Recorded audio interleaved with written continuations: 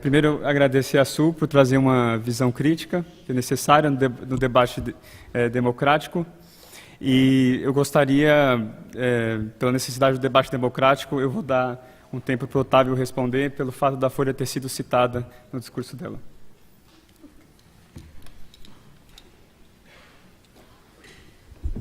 Eu agradeço pela oportunidade e, nesta altura, eu tenho uma crítica a fazer aos organizadores do evento, porque me parece que para essa mesa foram convidados 2 jornalistas e uma terceira pessoa que tem uma visão que corresponde a uma visão da militância do PT. Sinto falta de uma quarta pessoa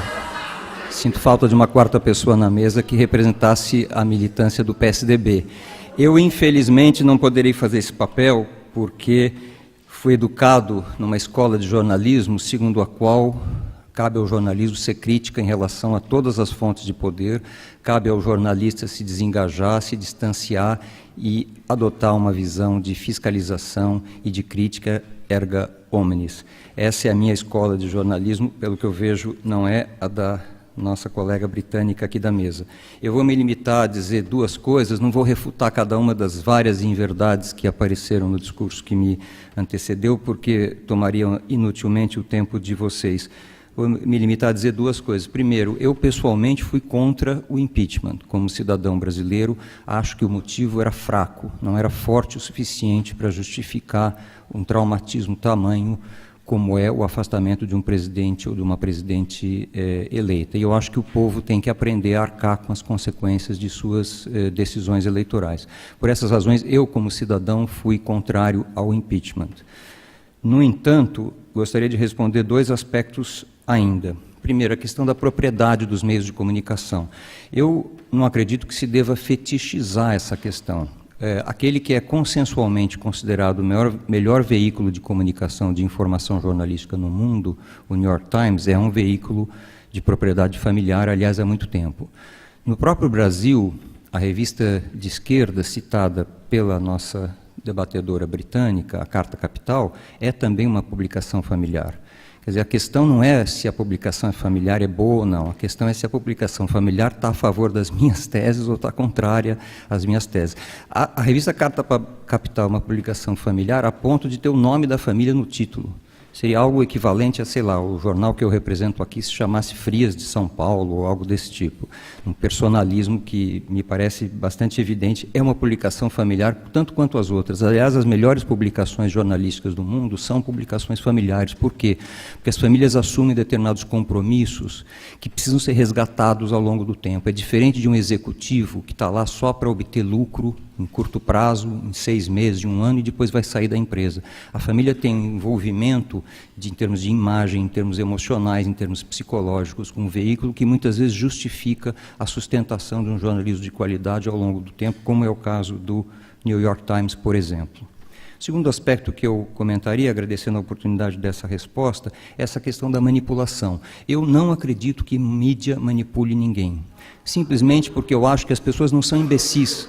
As pessoas sabem o que leem, sabem discernir, sabem votar, não precisam de orientação de ninguém. Eu acredito que cidadãos e cidadãs maduros, adultos, sabem decidir por si próprios. Por isso eu não acredito que exista manipulação de mídia. Se alguém está assistindo à Rede Globo, é porque a Rede Globo está prestando um serviço útil para aquele alguém. Eu não acredito que as pessoas sejam títeres, sejam fantoches, manipulados por quem quer que seja. Eu acho que as pessoas sabem tomar suas decisões adultas e sabem responder pelas decisões que tomam.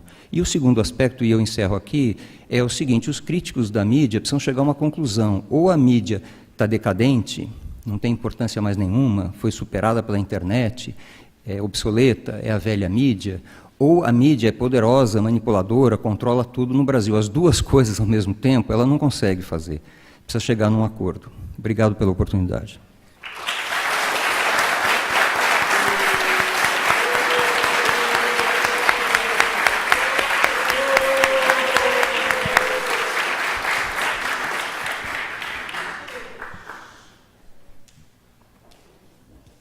Nós vamos abrir para 2 perguntas, a gente está com um horário bem avançado, a gente vai abrir para 2 perguntas que devem ser feitas de forma curta, breve e direta, e para a gente poder terminar esse painel no máximo até 6h30, tá bom?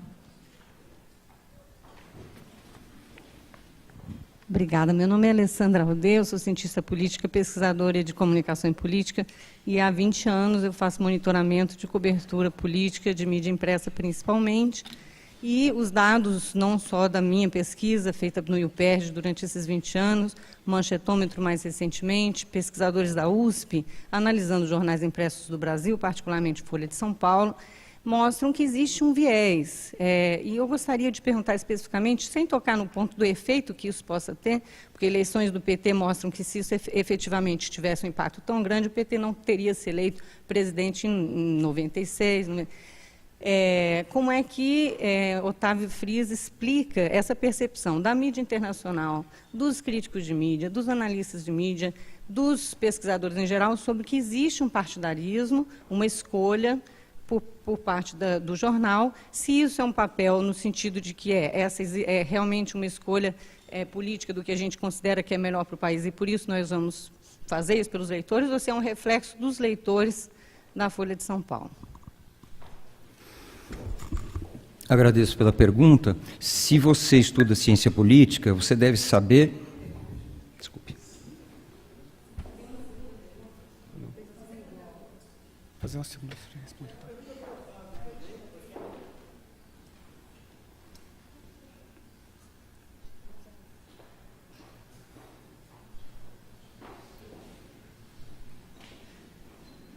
A pergunta para o Otávio também, sobre essa opção do pluralismo da Folha, né?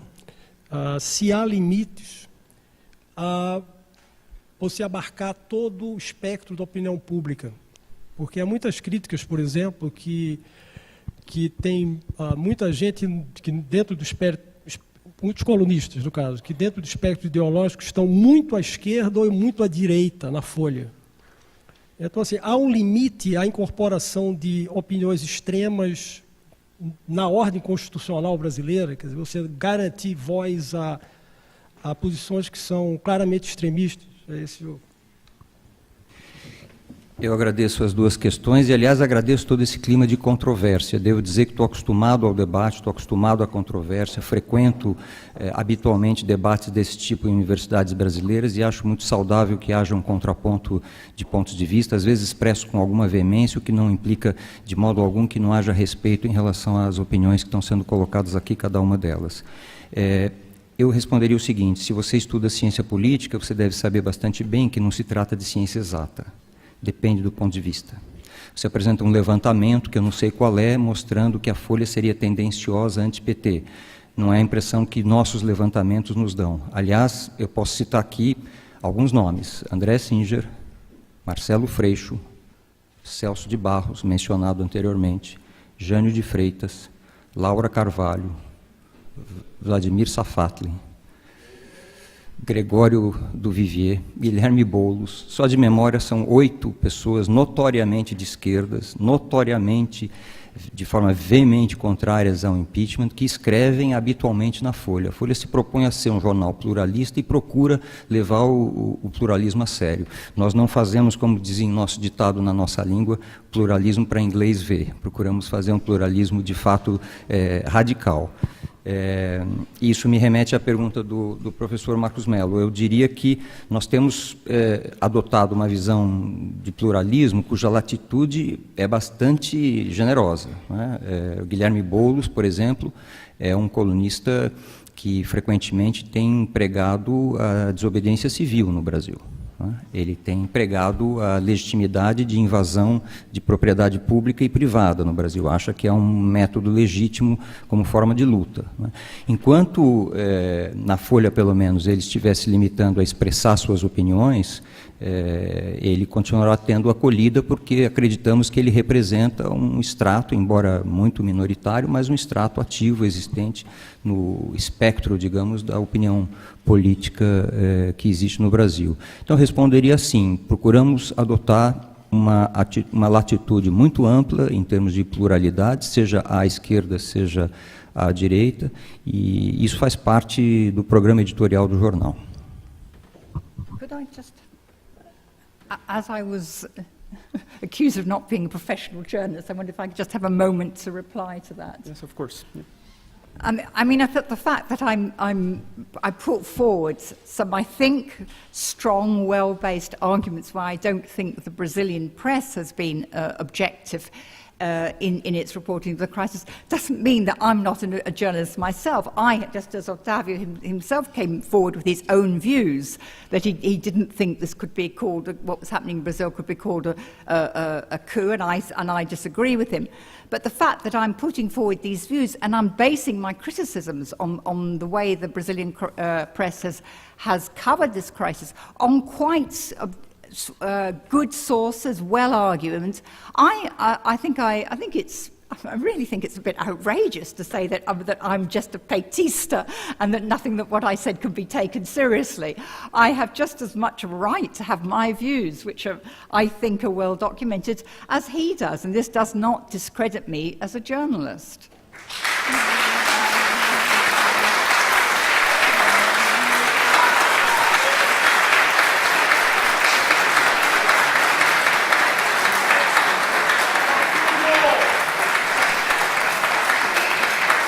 Senhoras e senhores,